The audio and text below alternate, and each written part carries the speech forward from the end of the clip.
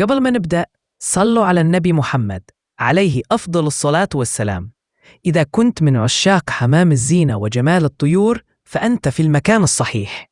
في هذا الفيديو رح نأخذك بجولة سريعة وممتعة للتعرف على واحد من أرقى وأجمل أنواع الحمام في العالم، حمام الهومر الألماني أو كما يعرف بالجيرمان بيوتي هومر. لا تنسى تضغط لايك وتشترك في القناة وتفعل الجرس وتكتب لنا رأيك في التعليقات. وإذا أعجبك الفيديو شاركه مع أصحابك المهتمين بهواية تربية الحمام. أن سمعت من قبل عن حمام الهومر الألماني أو ما يعرف عالمياً باسمه جيرمان بيوتي هومر؟ هذه السلالة الرائعة من حمام الزينة تجذب الأنظار بجمالها المذهل وقوامها الفخم، وتعتبر من بين أجمل سلالات الحمام على الإطلاق. حمام الهومر ليس مجرد طائر عادي، بل هو نتاج سنوات طويلة من التهجين والاختيار الدقيق في ألمانيا ليجمع بين الأناقة، الهيبة والرشاقة، والنتيجة حمام يتمتع بمظهر ملكي لا يمكن تجاهله. إذا نظرت إلى الحمام الهومر الألماني ستلاحظ أولاً قامته المنتصبة وصدره العريض البارز، ما يعطيه مظهراً قوياً وواثقاً. رأسه صغير ومحدد بوضوح، وعيونه لامعة ذات نظرة حادة وكأنها تعكس شخصيته المميزة. أما منقاره فهو متوسط الطول ومتناسق تماماً مع ملامحه الراقية.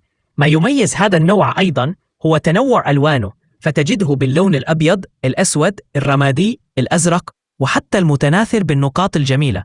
ومع كل لون يحتفظ حمام جيرمان بيوتي هومر بتلك اللمسة الفنية التي تجعله محط إعجاب في مسابقات الجمال ومعارض الحمام حول العالم.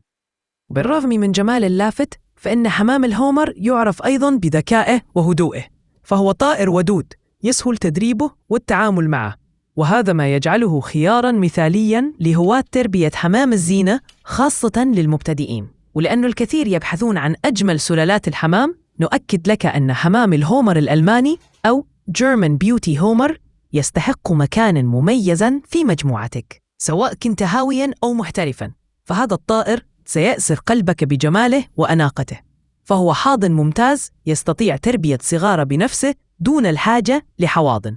أيضاً لديه مناعة قوية ضد الأمراض بخلاف أنواع حمام الزينة الأخرى.